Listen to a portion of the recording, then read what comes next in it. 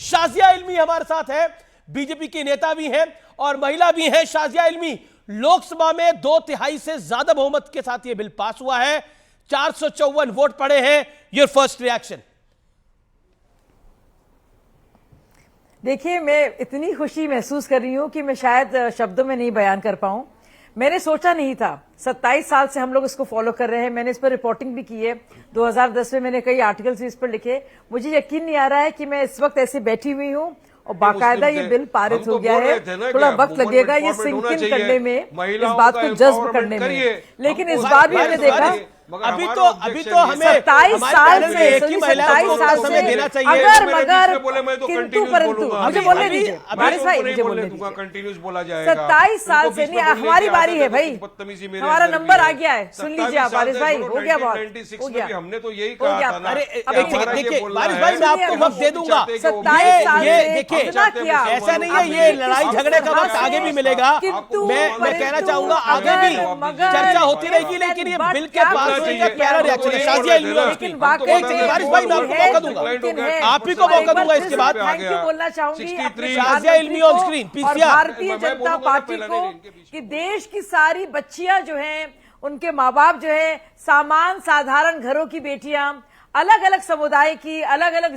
जात की, अलग जातियों की, अलग मजहब की, कितना बड़ा दिन है कि उनके लिए एक मौका है, एक अवसर है कि वो भी लोकसभा में पटल में आकर, विधानसभा में बैठकर देश के लिए, राज्य के लिए बड़े बड़े फैसले लेंगी। शाजिया, आप इतना भी बड़ा दिन है और शाजिया, आप भी एक टीवी जर्नलिस्ट अपनी रही खुशी है, का इजहार नहीं कर पा रही हूँ। शाजिया, आप भी एक टीवी जर्नलिस्ट रही है जिनकी यात्रा टेलीविजन से शुरू हुई, और आपने भी इस बिल को गिरते हुए देखा, इस बिल पे रिएक्शन आते हुए देखे। अगर आज आप एंकरिंग कर रही होती तो आप 2 लाइनें क्या कहती? देखिए, मैं अगर एंकर कर रही होती तो मैं वही जो मैंने अभी कहा है कि आखिरकार वो घड़ी आ गई, और इसलिए मैं दिल से, तहे दिल से, दलगत राजनीति से हटकर देश की बेटियों के लिए, एक गरीब मां, एक गरीब बेटी को सामने रखकर एक वंदन करूंगी, अभिनंदन करूंगी नारी शक्ति वंदन कानून का, जो मुझे लगता है बहुत जल्दी कानून बन जाएगा। और मैं कहूंगी वाकई में मौका आ गया, बहुत ज्यादा इंतजार किया, 27 साल से, लेकिन परंतु अगर मगर, if but, quota no quota, बस महिलाओं को बांटा गया, कोशिश की, इसके बावजूद सारे के सारे दांव पेच फेल हो गए। और मुझे लगता है हर एक घर की विपक्ष का जो एक सवाल है, सामाजिक न्याय की बात होती है, आर्थिक न्याय की बात होती है, लेकिन देखिए शाजिया इल्मी भी एक मुस्लिम महिला है, जिनको आज तक महिलाएं उसका हमेशा शिकार रही है, चाहे वो किसी भी धर्म की हो, चाहे किसी भी जाति की हो। Shazia, you made your point. Shazia, you made your point. Okay Waris ji. देखिए अमीश भाई, शाजिया इल्मी भी एक मुसलमान है, बीजेपी से कनेक्टेड है, लेकिन बड़ा अफसोस के साथ ये कहना पड़ रहा है आज तक बीजेपी ने इनको भी राष्ट्रीय प्रवक्ता नहीं बनाया, ना इनको मेंबर ऑफ पार्लियामेंट बनाया, ना इनको एमएलसी बनाया। मुझे बड़ा अफसोस होता है। शाजिया जी मेरी दोस्त भी है, मेरी दोस्त है, इसलिए मुझे बुरा लगता है इनके बारे में, मुझे बुरा लगता है इनके बारे में। बहरहाल अभी तो नहीं मिलेगा आपको रिजर्वेशन। ये आपकी यारी व्यक्तिगत बातों का कुछ भी असर नहीं मुझे पड़ रहा है। मैं इतनी खुश हूँ कि आप मेरी फिक्र ना कीजिए वारिस भाई। अच्छा, बहुत अच्छी बात। अब मेरी फिक्र ना कीजिए वारिस बात भाई। और होती शाजिया जी, अगर ओबीसी महिलाओं को मिलता, मुसलमान महिलाओं को मिलता तो बहुत खुशी की बात होती। शाजिया जी, हमको लगता है कि आपका भी कोई चांस लग जाएगा। आप अपने से शुरुआत कीजिए ना, मुसलमान थी, 33% में आप भी घुस जाते। उम्मीद है आपको भी चांस लगने की नहीं आती कि बीजेपी है।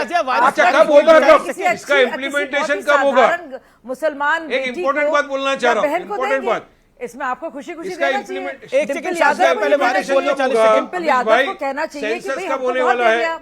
इस कार्यक्रम में लगातार नहीं बोलते। ओके, मैं एक का ऑडियो खोलूंगा, दूसरे का बंद कर दूंगा। वारिस प्रधान का ऑडियो है अभी। वारिस प्रधान 40 second. Waris Pradhan 40 seconds, make your point. Yes Amish भाई, सवाल ये है कि चलो आज बिल पास हो गया, मगर 2021 का जो सेंसस करना था अब तक बीजेपी सरकार ने वो सेंसस नहीं किया।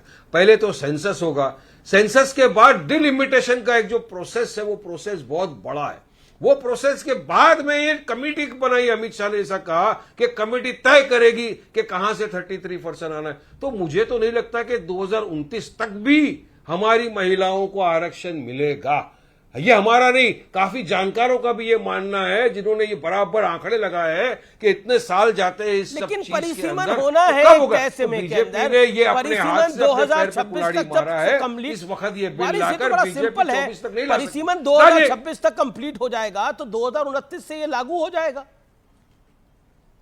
नहीं हो सकता परिश्रमण, क्योंकि हमारे यहाँ महाराष्ट्र में अब तक कॉर्पोरेशन का चुनाव नहीं हुआ, 1.5 साल हो चला गया, जाएगा क्योंकि कॉर्पोरेशन का भी वही चुनाव। डिलिमिटेशन के चक्कर में पड़े, वो गया है ठीक है, matter okay, professor supreme court Ragi, के अंदर प्रोफेसर रागी, पेंडिंग है, प्रोफेसर क्योंकि रागी, डिलिमिटेशन के लिए काफी बिल चीजों पास का हो गया, रेशियो लगता है, अब वो रेशियो सवाल के है, बाद पास करना अभी पड़ता तो है। राज्यसभा में जाएगा ये बिल, अभी लोकसभा में पास हुआ है, लेकिन बिल पास हो गया, राज्यसभा में भी हो सकता है पास हो जाए ये बिल, लेकिन ऑपोजिशन के मन में शक है ये लागू कैसे होगा, ये तो 2029 तक नहीं लागू हो पाएगा, तो 2024 में तो चुनाव है। देखिए अमित जी,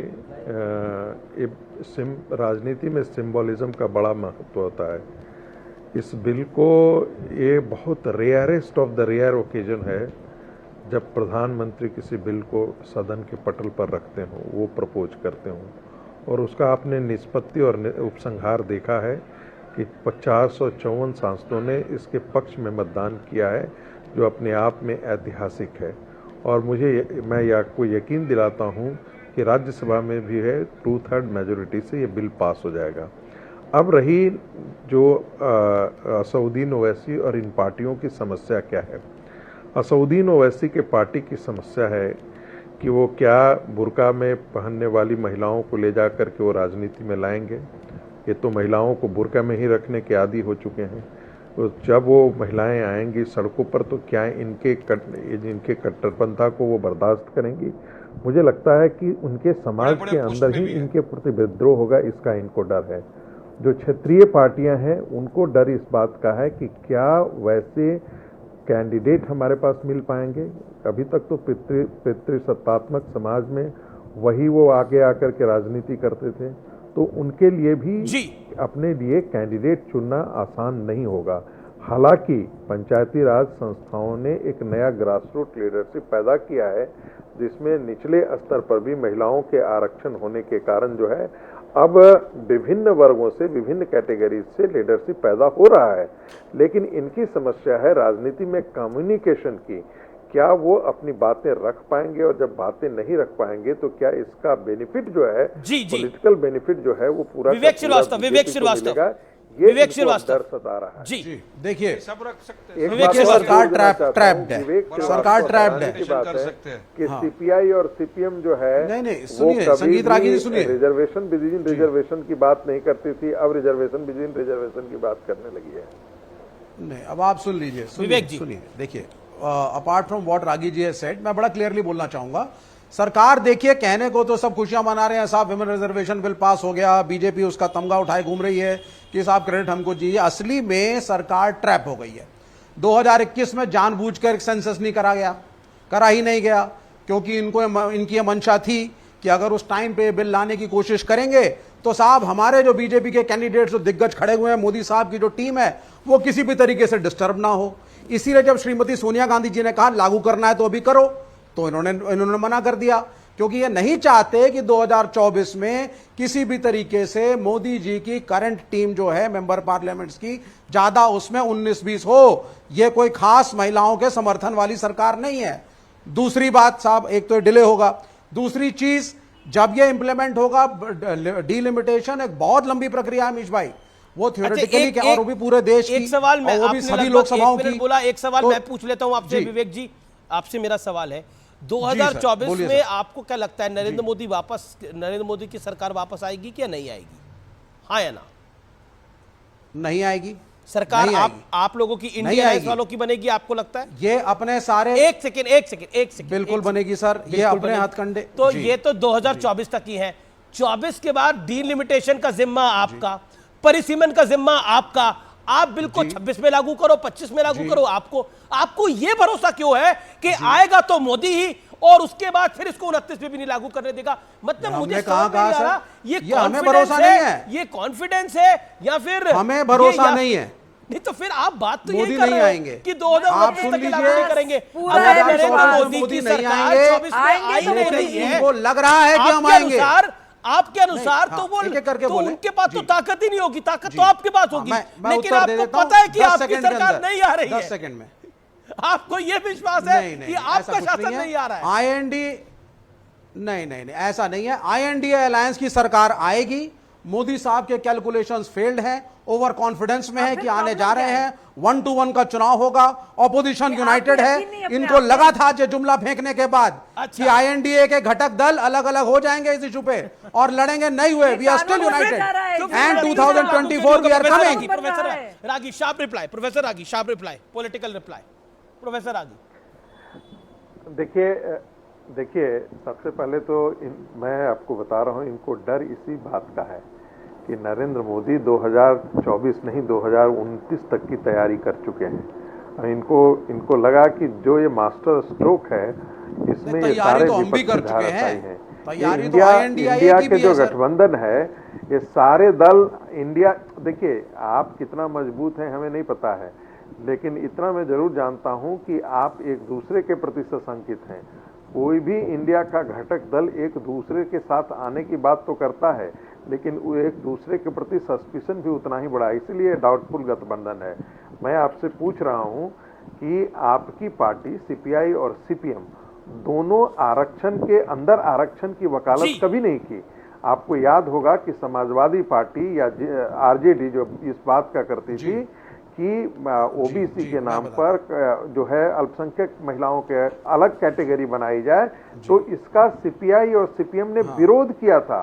आज आपकी हैसियत खत्म हो गई है, शायद आप पढ़ के नहीं आए हैं हो गया है कि विमेन इसलिए आप इस रिजर्वेशन प्रकार बिल की बातें पहली लेकिन- बार लेकिन गीता आज जो मुखर्जी इंडिया अलायंस की बात हो रही है, सीपीआई इंडिया अलायंस की बात हो रही है, मैं उन्होंने इसको प्लेस 2013 किया की एक था। घटना जो This bill कि was started by Nishikant Dubey जो कि लोकसभा के सांसद हैं झारखंड से, उन्होंने जो विस्तृत करी उसके ऊपर आपका मैं रिएक्शन चाहूंगा। धर्मवीर चौधरी जी, मैं आपको उनकी बाइट सुनाता हूं निशिकांत दुबे की। सोनिया गांधी ने किस सांसद का कॉलर पकड़ लिया था, निशिकांत दुबे ने क्या खुलासा किया है, सुनिए जरा। इस पार्लियामेंट में, इसी लोकसभा में सर, सबसे पहले बेल में यदि उसका कॉलर पकड़ने के लिए कोई आया तो यही मैडम श्रीमती सोनिया गांधी जी थे सर। और नीरज शेखर वहां खड़े थे, मुलायम सिंह यादव बाहर थे, और मैं वहां से कूद कर टेबल पर आया और मैंने कहा कि आप यहां की तानाशाह नहीं हैं, आप यहां की रानी नहीं हैं, इस बेल में आप मारपीट नहीं कर सकती हैं। और इनके जो इतने लेफ्टिनेंट थे, बिलास बुतेवार से लेकर सबों ने उनको पीटा। ये दोनों घटनाएं जो है, चाहे महिला रिजर्वेशन का हो, चाहे ये प्रमोशन इन रिजर्वेशन का हो, ये पार्लियामेंट है सर, सबको सत्य बोलना चाहिए। और मुलायम सिंह यादव ने कहा यदि बीजेपी नहीं होती तो आज के डेट में हमारे सांसद नहीं बचते। तो निशिकांत दुबे ने कहा, मुलायम सिंह यादव ने स्वतः कहा कि अगर भारतीय जनता पार्टी के सांसद नहीं आते तो मेरा सांसद आज नहीं यहां पर बच पाता। ये निशिकांत दुबे के कहे हुए शब्द हैं और सदन के पटल पे कहे हुए शब्द हैं। बताइए, एक दलित सांसद का कॉलर पकड़ा गया था कांग्रेस की नेत्री द्वारा। देखिए, यही तो इन पार्टियों का अमीश जी दोहरा चरित्र है, चाहे वो कांग्रेस का दोहरा चरित्र हो। इसमें मुलायम सिंह जी कह रहे हैं मेरा दलित सांसद नहीं बच पाता, उसे सोनिया गांधी जी खत्म कर देती, पीट देती, मार देती, काट देती। और उधर लोकसभा में प्रमोशन में आरक्षण के बिल को समाजवादी पार्टी फड़वा के फेंक देती है। इसीलिए तो ये गड्ढे में जा रहे हैं। आज मोदी जी इस बिल को लेकर के आए तो 2 ही वोट तो इनके विरोध में पड़े हैं, लेकिन ये घड़ियाली आंसू बहा रहे हैं खामखा। अरे भाई, खामखा क्यों बहा रहे हो? जब एक देश में महिला सशक्तिकरण की बात चल रही है, आजादी का अमृत महोत्सव मन रहा है, तो महिलाओं को सशक्त होने दीजिए ना। क्यों पेट में दर्द हो रहा है आप लोगों के? नहीं होना चाहिए। ये अमीश भाई, ये लोकसभा में पास हुआ है, ये राज्यसभा में पास होगा, ये कानून बनेगा और ये भारत के संविधान की जीत होगी। जवाब आपके अलायंस का मामला है, की जीत होगी और 50 ये अलायंस है जो एक दूसरे के कॉलर पकड़ता था। जवाब विवेक श्रीवास्तव, 30 सेकंड। देखिए, कोई ये देखिए, अभी धर्मवीर चौधरी साहब थोड़ी डिप्लोमेटिक बात कर रहे हैं और कहा जा रहा है कि बीएसपी जो है वो बात कर रही है फिलहाल भारतीय जनता। मैं तो सीधी भाई, अब बात कर एनडीए रहा हूं। अलायंस का मैं सीधी डिलीवरी दे रहा हूं आपको। नहीं, आप सुनिए सर, आप सुनिए तो आप ये भी बोलिए ना कि ऑल पार्टी मीटिंग क्यों नहीं बुलाई मोदी साहब ने, बिल का ड्राफ्ट पहले क्यों नहीं दिया गया, डिस्कशन पहले ऑल पार्टी अरे मीटिंग तो में क्यों लोकतंत्र नहीं में हुआ? धरना दीजिए ये ना बहसा वहाँ। बहसी करने मोदी की जी के जरूरत घर ही के क्या आगे पड़ी? धरना दे ये दीजिए। बोला आपने? लोकतंत्र है आपने तो ये नहीं जाइए बोला। वहाँ पे। अब धरना आप अगर दीजिए, एनडीए घटक दल भूख ज्वाइन हड़ताल करना करिए, चाहते हैं, धरने पर इसका बैठिए, मतलब ये कौन थोड़ी रोक ना रहा है अल्लम आपको? बल्लम जो सरकार करेगी हम समर्थन देंगे। अरे कौन रोक रहा है आपको? धरना दीजिए, भूख हड़ताल करिए, अनशन करिए, दूसरी कोई रोक चीज- रहा है आपको? कॉलर नहीं, मत बिल्कुल पकड़िएगा। करेंगे। कॉलर मत पकड़िए, जो लेकिन करना है किसी का। करेंगे। अब बहस ही ना करें दादागिरी साहब। मत करिए किसी के ऊपर। नहीं, कॉलर देखिए, सुन लीजिए, अगर आपने भी समाजवादी पार्टी के साथ गठबंधन करा है, आपने भी उसके बाद उसके साथ